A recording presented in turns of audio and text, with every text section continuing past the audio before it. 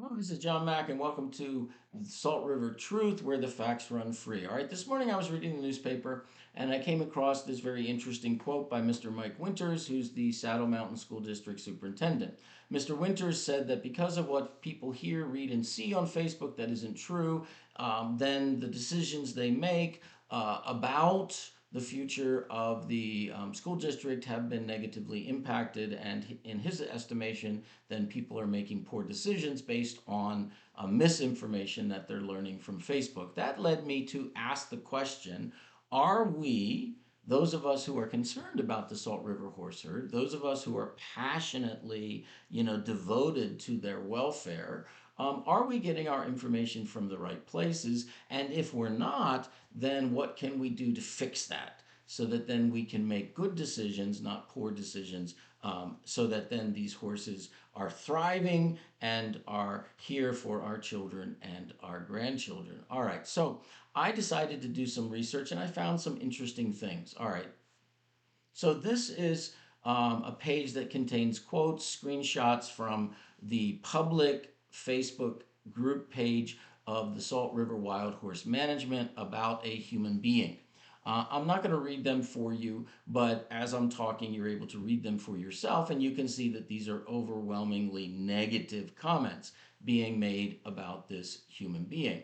What is interesting to me is if you go back in time and look at Facebook posts that are made about this very same person on the public Facebook group page of the management group, you'll find very different things said about this person.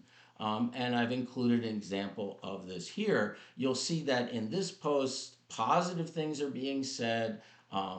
Descriptions are exceedingly positive when it comes to the person.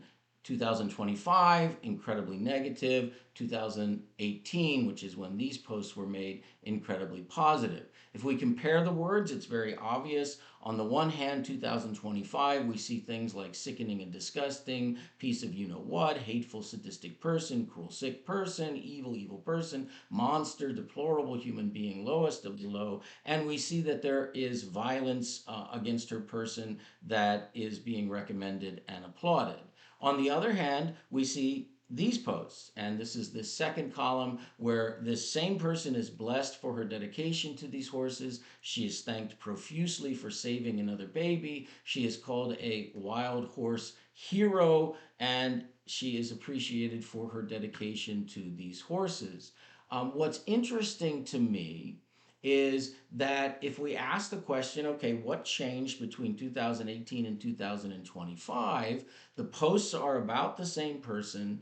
Most of the people posting these comments have never met this person, they've never spoken to her, they know nothing about her except what they've seen and read on Facebook. So, what changed wasn't the person, what changed was the Facebook narrative being pushed by the management group.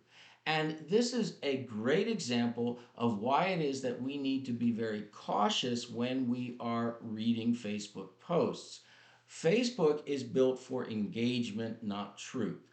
What you see on your feed in Facebook is shaped by an algorithm that feeds you content similar to what you've already engaged in, reinforcing your existing beliefs and filtering out opposing views. Remember, Facebook wants to make money, all right, because it's a business, all right, and its revenue stream is deeply influenced by how many people are using Facebook. So it wants to show you things that are going to encourage you to go back to Facebook and to continue to use it so that then it can continue to have a positive revenue stream. And of course, what that means then is that we have to be very careful when we're forming opinions about human beings or about horses or about the environment on the basis of Facebook posts. All right. So we need to take action. And let me suggest three things that we need to do. First, moderators have to enforce their own rules. All right. Every single Facebook group page has a rule saying be kind, don't be mean, don't say mean things. All right. That's a given, it's across the board. All right. As moderators, we have to do that. We can't do what the management group has done here in these examples. All right. So the management group at the beginning said no all for hateful comments. Then about half page down, somebody wrote, "Everything you have on this evil slime ball must come out now," and the management group liked it. Now, obviously, calling someone an evil slime ball is a hateful and awful comment. The management group said no, but contradicted its own rules by liking that post. We can't do that as moderators. As moderators, we have to make sure that if anything hateful is said, we remove that post. Moderators. The second thing that's on us is that we must start acting like responsible, mature adults. All right. I believe that those of us who are parents would not let our kids talk about one of their classmates online like this. I think if any of us found our children posting online about a classmate, they're an evil slime ball, they're a monster, they need to be run out of Arizona and not let back in, they're evil, they need to never be around another living creature again, we would tell our children, don't do that. That's wrong. You can't do that. That's not how I raised you. All right? We would identify that as bullying. And I want to suggest to you that it's bullying whether the person doing it is a preteen, a teenager, or an adult. It's the same. And we have to be responsible, mature adults and say no to that kind of behavior. So that's on us. We have to stop that ourselves. Then we have to help moderators. Understand that moderators, it's impossible for those of us who moderate group pages to read every post. If you read a post that has a hateful, unkind thing about another human being, if it breaks the rules of the page, then please report it to us as moderators.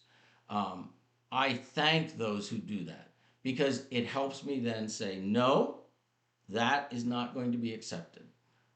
We are not going to allow you to slander a human being. We are not going to allow you to use bullying language on this group page. So make sure don't just go buy it. I know I'm the same way. I want to go buy it, forget it because it offends me. But I have to report that to the moderators so that then they can take action to preserve the integrity of the page. And then if it advocates physical harm in any way, report it immediately to law enforcement. We need law enforcement to know that these kinds of things are being said about another human being on Facebook so that then they can act to protect human life. Because this is serious. We're not simply talking then about the future of the Salt River horse herd, as important as that is. We're talking about the future of humanity. What kind of society do we want? And do we want to live in a society in which people say harmful things about other human beings? Or do we want to live in a society that respects other human beings